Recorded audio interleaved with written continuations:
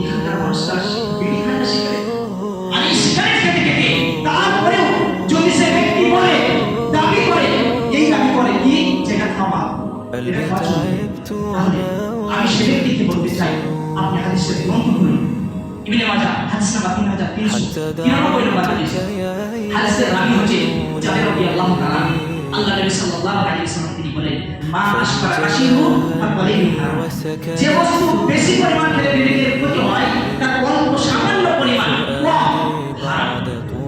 তাহলে আমরা বুঝতে পারলাম যদি আপনি মনে করেন আমি কাউন্টারে যাই না, আমি মদের বড় বড় বোতল খাই না, আমি সামান্য 5 ওয়াক্ত নামাজের মধ্যে সারাদিন 24 ঘন্টা পার করে আমি একটা সিগারেট পান করি, আমি সারাদিন পার করে ফজরের আযান শুনি, আযান শুনতে শুনতে মেশওয়াককে বাদ দিয়ে আমি ভুল করতে করতে মসজিদে চলে আসি।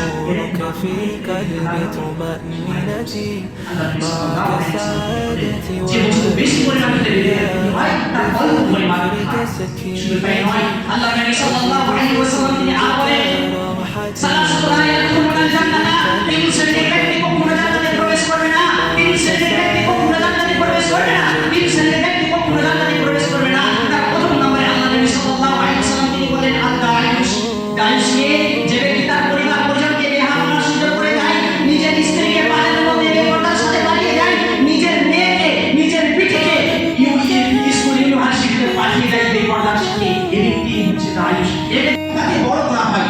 সম্মানিত উপস্থিতি, যদি আপনি এই ভারতবর্ষের লোকে যদি আজকে সমাজের লোকে যদি একটু দৃষ্টিপাত করুন তাহলে আপনি বুঝতে পারবেন আজকে সোশ্যাল মিডিয়ার মাধ্যমে আজকে বিদাতি আলেমরা, আজকে গুন্ডাখোর আলেমরা, আজকে ভণ্ড আলেমরা, আজকে নিষেধাজ্ঞা দ্রব্যকে মাত্র করে সমাজের মধ্যে চালিয়ে যাচ্ছে, নিজেরা খাচ্ছে পান করছে এবং সমাজকে পথভ্রষ্ট করছে। শুধু সমাজকে করে না, নিজের পরিবারকে পথভ্রষ্ট করছে, এই জাতিকে পথভ্রষ্ট করছে, দেশকে পথভ্রষ্ট করছে। ওই সমস্ত আলেমরা, কোন সমস্ত আলেম যারা ভণ্ড, যারা গুন্ডাখোর, এই সমস্ত আলেমরা শুধু তাই নয় এবং অনেক মানুষ বেড়ে গেছে, ওষুধ বেড়ে গেছে, যারা এই জগতের জিনিসকে তারা মাত্র করে সমাজের মধ্যে কাজে পালন করছে।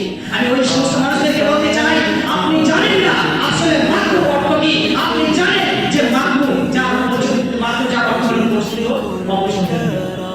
তাহলে আপনার ভাষা যদি এটা মাকরু হয়ে থাকে, আপনার ভাষা যদি এটা অপছন্দনীয় হয়ে থাকে, তাহলে আল্লাহ এবং আল্লাহ রাসূলের ভাষা কি স্পষ্ট এটা হারাম, স্পষ্ট হারাম।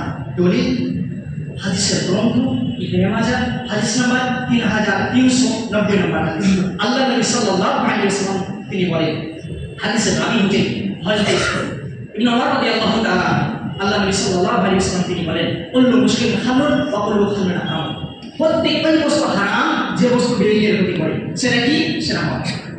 তাহলে আমরা বুঝতে পারলাম এই হাদিস প্রত্যেক ওই বস্তু হারাম যে বস্তু কি করে বিবেকের ক্ষতি করে, আর সেটাই হচ্ছে